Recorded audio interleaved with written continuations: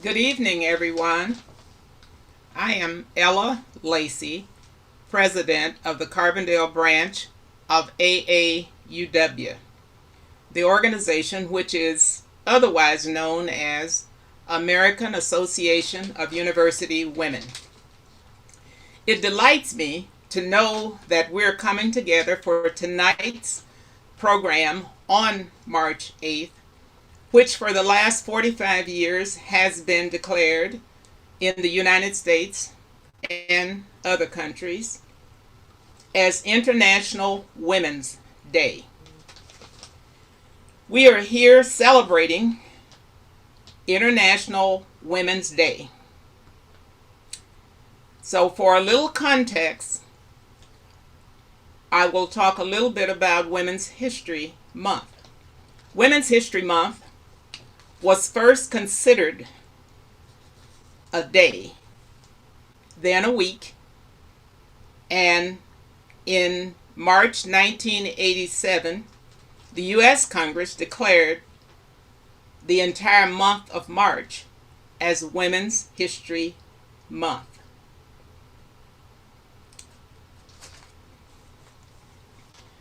Through the various issues related to this first there was a day and the dates, and then a week, and then a month. We should remember that the first Women's History Day was a protest that turned into a celebration in the United States, in New York City, in 1909. This was done by women who were described as socialists and suffragettes who dared to protest poor working conditions in factories in New York City. That was even before women were authorized with the right to vote. And since that time, women have stamped and complained, negotiated, mediated, and in spite of their many areas of advancement, still have not received full and complete measure of undebatable equal rights in our Constitution. We have lots to be proud of, but we should also realize we have struggled so hard. Perhaps we should even ask the question, should we have to struggle so hard for an equal seat at the table, an equal seat in owning the table, an equal seat in all decisions about the table? I don't think so. I know this is AAUW and members, friends, and associates who share this view. So this is just a warm-up before our presentation. Let us put that in the back of our minds as we focus our thoughts toward our presenter, who will be introduced by our member, Olga Widener. Before Olga comes, I would like to remind all persons present that there will be a Q&A. The Q&A box at the bottom of your screens is where you should enter questions. The chat is basically disabled, so any questions you have about the presentation, and we truly encourage questions, enter them in the Q&A, please. So at this point, Olga Widener will come to present our speaker. Thank you.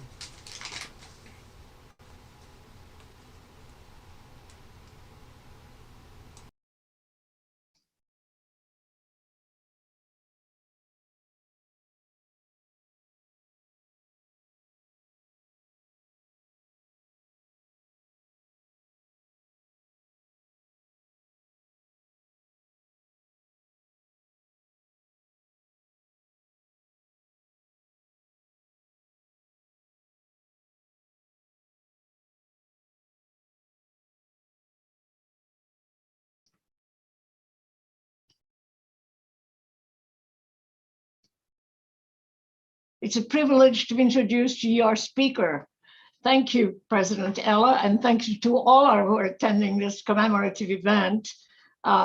It is exciting to hear the journey of our speaker from the time that she left Nicaragua to come to the US.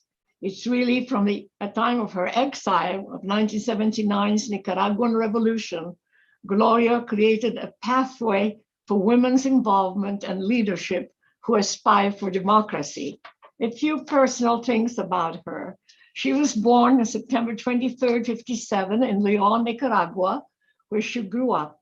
She attended college in Bogota, Colombia, from 75 to 78, pursuing a degree in psychology. Due to political unrest that led to a civil war in her native country and the triumph of the guerrilla Sandinista in July 1979, Campos went into exile with her newborn son. First, they went to Guatemala, then to Mexico, where she was reunited with her husband, Ramon, who was finishing his college degree in Monterrey. They lived in Mexico for 7 years. In July 1986, the Campos family obtained political asylum status, and they came to the US, where they were reunited with the rest of their family. And in 1975, Campos became a naturalized US citizen and has been involved in the political process since then. Gloria and her husband, Ramon Campos, live in Murfreesboro, where they became small business owners and raised their children after being granted political asylum in the US. Upon becoming a citizen in 75, Gloria's heartfelt appreciation for America and its freedom compelled her to become a voter, but also a political activist who has inspired and personally mentored women to become leaders in local, state, and federal government. Gloria's life of public service was shaped by her journey fleeing the politically violent communist revolution in Nicaragua. Her incredible story of surviving the Civil War is a reflection in faith and an opportunity to value the true meaning of freedom. Join me to welcome Gloria Campos. Thank you.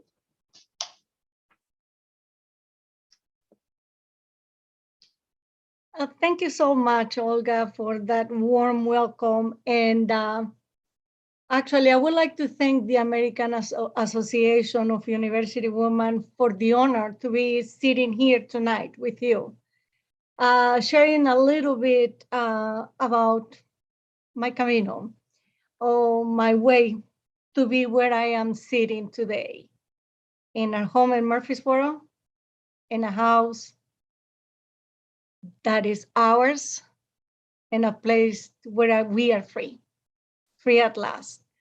Also, I would like to thank Olga Weiner for the invitation. She's an inspiring lady, and she's an inspiration to all of us. So, Olga, thank you. Really, really, it is an honor to be here with you all. As a woman, I identify myself like a warrior.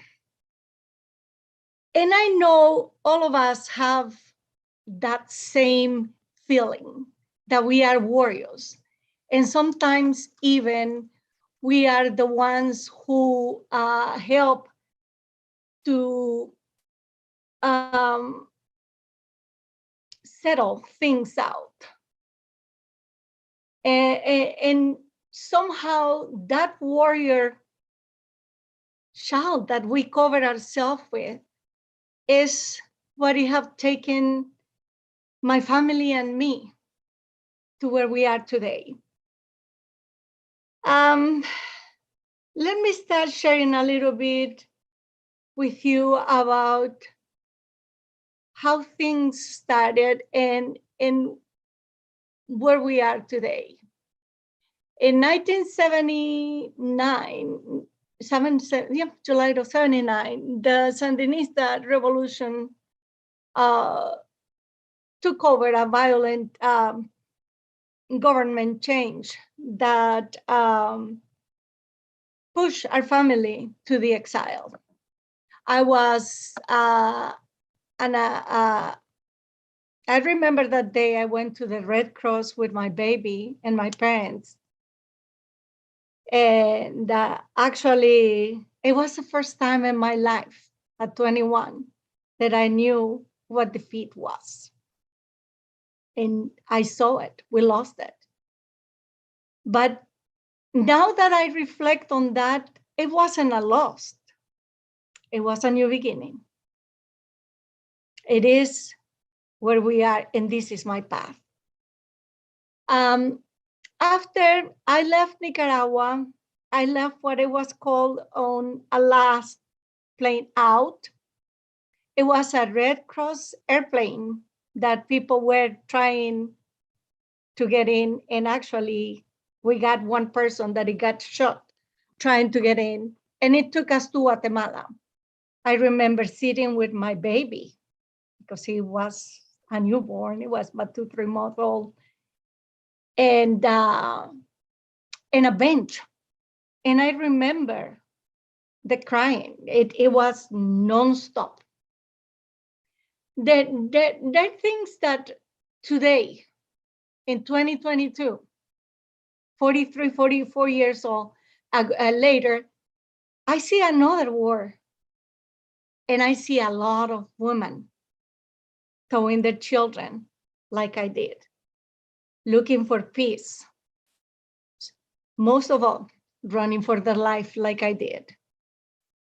And I remember getting into Guatemala and staying there, waiting for a permission to get into Mexico, where my husband was finishing his degree in Monterrey. And thank God some of my parents' friends who were ham radio operator, they welcomed my son and me and gave us welcome in their home. Actually, I will not say shelter. They welcomed us in their home until I was able to finally leave Guatemala from July to September the 3rd of the same year. So I was stuck there. I remember that I have $50 in my pocket, in my front pocket. And that's all I could take. And I had them with me because they could not find them. They were kind of tucked in. And that was all I had, and the clothes that I had on. It was a reality, and so I moved. I went to Mexico, stay with my husband when the authorities allowed Nicaraguan people to get into the country. And I lived there for 7 years. During those 7 years, I became a mother again from our second child, and also applied for a status and a legal status over there because I had passport and everything. And it comes to me that every year that we were living there, we had to pay the equivalent of $400 in US dollars, not in Mexican pesos, to have the right for my husband to work there, $400 for him, $400 for me, to be a housewife only. I did not have a right to work or do anything else, not participation, no political, no nothing, okay? And it happened 7 long years. For the first year or so, our family knew that we were all out of the country. I knew that my sister was in Honduras. I knew another one was in Panama or Mexico, my brother in Colombia, in-laws in Spain and the United States. We all got out safely somewhere in the world. And somehow we started connecting through one phone number, my sister-in-law in Spain. And then we start building up that net of connection. In 7 years after living in Mexico, we say, we're going on vacations to visit our family. My parents did not know my second son. They barely have seen the first one. And we came being on a third country because we were not Mexican. Being in a third country, we went and applied for a visa to come to this country. That visa, we fought for it, but it was granted to us. We explained the situation, and once we were here, we decided that we were going to stay and apply for political asylum. And that's how things started. We applied to that, and it was granted. For about 20 years or so, I was a woman without a country. I did not have a country to pledge allegiance to the flag or a national anthem that I identified that it was mine. So my husband and I, we started our process to become US residents and US citizens after 5 years of being legal residents. We followed the process. And it is a fairly easy process to follow. I mean, you follow the law, you follow the order, and it is there. It's not that you are privileged or anything like that. It's a matter of just following the instructions. I am very, how can I tell you, I advocate for legal immigration because it is available. There is no reason really in me, because I did the lines with my children at 4 o'clock in the morning at an embassy to get a visa, or at 4 o'clock in the morning in Chicago, really cold, to get a political asylum application, and then fill up the paperwork and then follow the process. So it takes time, but nothing is instantly. And today we live in a society that we like instant reward. So passing all that, we became permanent resident. It was granted to us. We have every single right except voting. My husband and I ended up having 4 children. We got claim 1, and is his now. We have 3, and he left us 2 treasures. And after those 4 children were born, we consider our family a transplant, but we have roots. Now our roots are in Murfreesboro. The United States is our country. The US flag is our flag. The Constitution is our Constitution. We owe everything we have to the American people in this country, because it's the land of the opportunity. It's where our dreams became reality, and my reality, what I was looking for, it was freedom. And we found it. In 1995, in October 26th, we were sworn as a US citizens, my husband and I. We were late to participate in that year election. But in the 2020, we were able to vote in the November of 2019. 2019? No, 2019, no, 1099? Oh my God. One of those years, okay? Yeah, in 1999, we were able to vote. And everything started with, guys, I was with a group of friends that we have an organization called Damas Latinas. and say, guys, you know, one of the candidates is going to come over here. Should we go to the airport and saw it? I knew where my political ideals were located at. I am pretty conservative woman, but I am not the black and white. I like the gray matter a lot. And we went to see that candidate that it happened to be former President Bush. That was the beginning of what it is now. And we went over, but I put a group of about 30 Hispanic people, Latinos, that we were living here in the Carbondale area, in Carbondale, Murfreesboro, Jackson County, and we all went, and we all had a ball. And from that moment on, everything started, because the reality is that having a country, honoring a flag, the Constitution brings upon us a duty. That duty is to vote, to make decisions. Like Ella say, we would like to be seated at the table, and I agree with her. And the table is set because we, the women, set that table up. So, of course, we need to be seated there.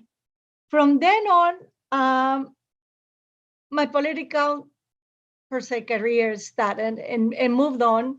And it was one of my goals to register Hispanics to be part of the political process. What a wonderful achievement it will be to me, per se, that they will vote as I did.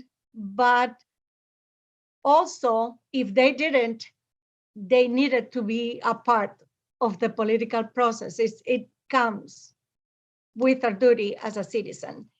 So I became member of the Republican National Hispanic Assembly, and then I became the state chairman.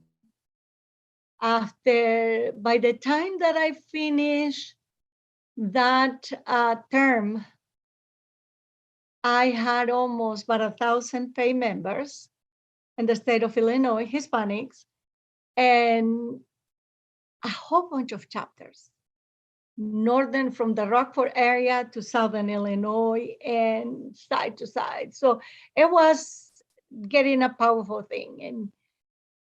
And after that,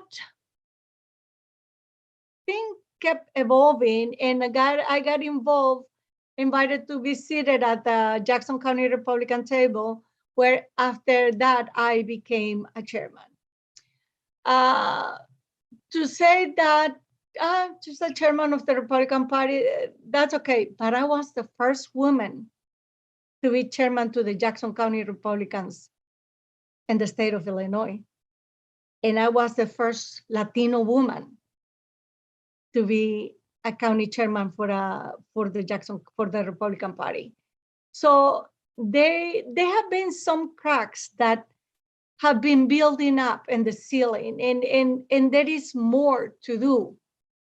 And there is no rest for us to say, I'm gonna sit down now and see who's next. No, we need to keep pushing. We need to keep empowering. We need to keep guiding our youth to see what is the importance of the political process. A part of one of the perks per se is that when I became delegate to the National Convention, a big party, wonderful time and everything, but it is an elected position. So the first time we went to New York City, and it was wonderful. I was a delegate. Then I have been successfully going after a couple of years as at-large alternate delegate, which happened to be a big honor because it is a privilege to be part of the Central Committee, and the Central Committee have to vote on us. And I'm from the south of the state, where we consider all the power is in Chicago. But yes, and then in 2016, I was elected again to be delegate to the National Convention. So I have been creating liaisons and around the nation.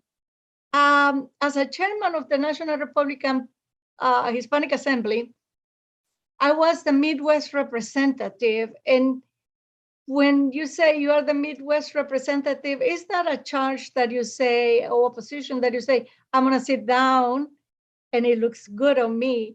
No, my job was to develop chapters in other states that they did not have chapters. So I took upon that and developed chapters in Michigan, Wisconsin, Minnesota. So that's something that it is upon me, that you give me a job and you can consider that it will be done. So after having all that, going to national conventions, building up a Latino coalition, then I became national vice chair to the Latino National Republican Coalition. And that organization is to mentor Latinos that they want to be candidates and running for political position. Today, I am an elected member of the Murfreesboro City Council. I'm seated as a council person, and I love that. It is my town. It is my city. And I'm always looking with my fellow aldermen to make it look better and do the best for all of us. And being there sits me and puts me in a position that I tell another woman, another minority, it can be done. If you put your heart in it, it can be done. I have been married to Ramon for 43 years. We have 4 children. We have 7 grandchildren. Well, I will say 8 now. And 3 daughters-in-law. No, 2 daughters-in-law. No, 3 daughters-in-law and 1 son-in-law. They are my life.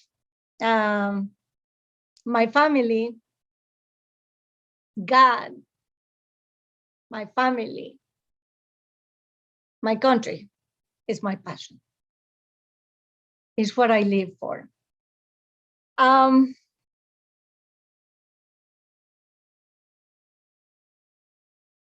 don't know what else I can share with you. I know that it has been a ride. I know that it has been challenging. And not just for me.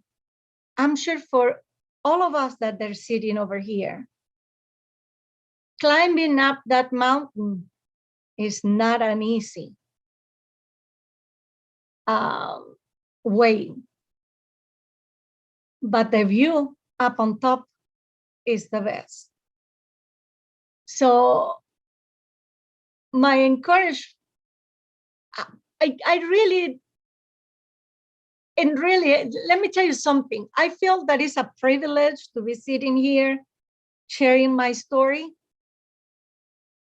But I don't think that it have much of a difference. It's much different than any one of you. Because I'm sure all of us over here have a warrior inside us. And you have a mission. And that is something that, by God's will, we accomplish. So I don't know if you would like to ask me something, but I'm going to tell you something. This is a true honor. And really, I still don't see why I am your guest tonight, but I want you to know that it is an honor to be sitting and talking to you. Thank you.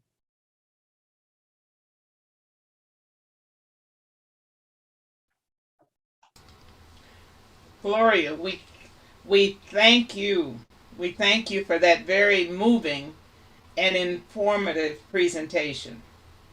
As you suggest, your circumstances give us insight into the plight of women in turmoil and in disruptions of today, especially as we think of Afghanistan and Ukraine right now. Again, we thank you so very much. Thank you for what you've done, and thank you for presenting to us. At this point, we will ask our member, Marcia Anderson, to be our spokesperson for getting the questions and handling the next part. Marcia. Thank you, Ella. Mm-hmm. And what an inspirational presentation, Gloria. Thank you so much. Here is a question from one of our attendees. She says, thank you for your service. We are glad that you were able to find asylum in this country. However, the immigration system is quite different today than when it was when you went through it. There is currently a 4-year backlog to receive an interview with an asylum officer. Is there anything you can do with your work in the Republican Party to make it easier and quicker for asylum applicants like yourself to successfully apply for asylum? I really don't think that I can do anything particular. I have been advocate all the time for legal immigration, and we push for that. We lobby for that. The process wasn't any different that much when I applied in late in the 80s. And if you can see, I became a citizen in 95. So we're talking almost 9 years. But between those between those years, I was granted a permission to work in this country and earn a living. Something that it is, how can I tell you, a chip of pride of my husband and I, is that we never, ever ask for any government assistance because we have this, 2 hands to work. And we were I guess too proud. As long as our kids have for milk on the table, yes, we could do it. So my advice to applicants will be like, please do not apply for any type of government assistance because somehow it tends to dampen the process. We are here to be a productive part of this nation. And I understand hard times because we all have them. And I understand a helping hand too. But I do not understand and I do not accept government help as a way of living. So yeah, it took 9 years, but it was worth the wait. Very good. A question I have is, how did you happen to come to Southern Illinois? Okay, it's kind of the things that you call destiny, or I don't know, part of the plan. And God is my guide. I'm telling you that. My parents in Nicaragua were ham radio operators, and they developed a really good relationship with some friends here in the Midwest in Salem, Illinois. We found over there the Davidsons. They came to our home. The Woodruff, Jeff Woodruff, who lives in Carbondale, his brother Brad came to our home and spent a summer over there. My sister stayed here in Effingham with our aunt, learning English. And so we have that connection that they will come to our home as a guest, and my siblings or so will come over here to spend a few months in the summer. When the war happened, because there is no other description that what it was. It was war. There were airplanes. It was bombing at night. There were scrimmages, and we had to go out with that white flag holding in our cars. So when the war in the 78, 79 became a reality and we had to flee the country, they were the people who opened their doors to us. So my parents first came to Salem. They lived there for a few years. And then my dad got a job in Anna and Carbondale with the state as a counselor for DORS, Department of Rehabilitation Services. So when my husband and I came to have our vacation, we stopped in Miami, where my in-laws live, and then my parents were here. We came to Southern Illinois, but somehow my kids made the best decision because they wanted to stay here with my parents, and that's where we stay, and that's why we transplant our roots. Wonderful, wonderful. Just one more question for you. Talk a little bit about the warrior that you described at the beginning. What was it that made you that warrior? What do you recall gave you that all of those characteristics? Was it your family? Was it experiences that you had before coming to the U.S.? But it's your foundation. Can you talk a little bit about that? Yeah, I can share a little bit about the war. That's a tough one. I'm gonna tell you something. It is a war. You go to bed at night, you don't know if you're gonna wake up the next day, because in the middle of the night will be airplanes throwing what they call domestic bombs, or so, that they were gas tanks, propane. And that's how they were bombarding the city. They wanted to take, how can I tell you, a dictator from the right to have a chance to have some socialism. I want to tell you a reality that I know, I experience, I live. Socialism is the biggest utopia, the biggest lie that Karl Marx could have invented, and the people believe. It does not exist. And look today in Russia, where it's supposed to be a socialist country. All the oligarchs are pulling their jets, their money, everything out. And the regular Joe like us is there suffering. The rubble is not worth anything. So over there, what we have, it was hard to get food. The water got contaminated because of the dead bodies and the water sources. I got really sick with the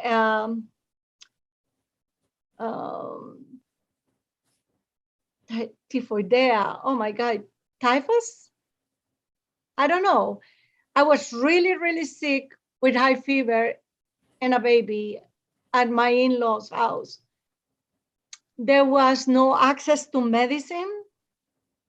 And I remember my uncle who was a doctor, he was across the street, somehow came to the house and he said, if you have eyes, don't, that's my recall. I have no much of an idea of what happened, but did he say, we don't have medicine, we don't have Tylenol or aspirin or nothing, just dump ice water on her as I was on the mattress. I came out of the war weighing like a model, good, like a 53 kilos, like 105 pounds. And it's not because we will not eat somehow. And our parents, thank God, they managed to give us food, but it was scarce. And because even we live things like this, because we did not agree politically when we tried to buy milk at the milk store. The milk store owners say, oh no, don't sell it to them because they are from the other party. So my dad will bring the milk from Managua every day, and we ended up moving to Managua. But it was tough. The combats at night, we were sitting, and then all of a sudden you just will go, oh my God, okay, let's go down. And thank God at home, it was built. My grandfather was an engineer, and it was a strong house where the beams were part of like a railroad tracks. That's how my grandfather was. Make the house really strong. So we knew that a bullet will not go through the walls, but yes, it will go through the house was attacked. My parents were attacked. They were trying to break into our home, and they went to the roof in the kitchen, and my mom was holding the Virgin Mary with her. It's image of the Virgin Mary that's still in our family. It's here in Carbondale. My brother has it, and with the guns that the shooting that they were under, the little hands of the Virgin that they were like this, they were blown. And the other side of town, we were at our beach house. We were held hostages. My niece Olga was 2 years old. And the only way that they told us that they will not do anything to us was if my brother, who was a medical student, we help them with their wounded people. So yes, I do have stories. I think the one who, and there are things that we carry with us. And I don't try, and I really try for them not to ruin my life. For many years, it was hard for me to get out at night and be at a stoplight because I knew that they could come and get me out of my car or get my car or kill me. So we carry a lot of baggage. PTSD is real. But at the same time, I have been trying to conquer my fears. I cannot let fear run my life. I owe that to myself. Yes. Very good. Oh, thank you so much, Gloria. So back to you, Olga and Ella.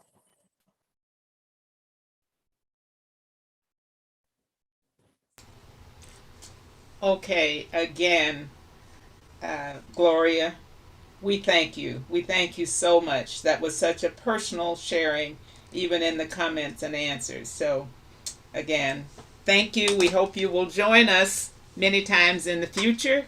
So, okay. So, at this point, then, we will ask our membership chair, Martha Ellert if she has some comments for for our attendees regarding their interest in membership. Martha? Oh, Martha. Oh, Martha. Martha is not here any longer, I've just learned. So we just will make the general comment that AAUW membership is open, and we would be so happy for persons in attendance who are interested in membership. You can go online to aauw.org and find our membership method, or call any person you see on the panel who is a member of AAUW, and we can assist with that. So at this point, Olga, do you have some comments you'd like to share? Well, I want to say that this was very informative. As public policy chair for AUW, for our branch, I want to say the important, we listened to your journey, but you also made us aware how important it is to get people to register to vote and to exercise, because action is registering to vote and then casting your vote and then holding the people you vote for accountable. So that's what AUW is all about. We're for equity for girls, women and girls, for education, but we want the right citizens to really exercise their right. Thank you for registering voters. The Yes. League of Women Voters will also be grateful to you. Thank you. Okay. Thanks for that, Olga. And related to registering voters, on Thursday night, there is a training for deputy registrars. Right. That's any person who is interested in being able to assist others in getting registered. And the training will be at the First Christian Church, but you do need to get on the list ahead of time with the county clerk's office or a person who is coordinating that. I will accept any inquiry about it and get you to the right person if anyone is interested who is on this call at this time.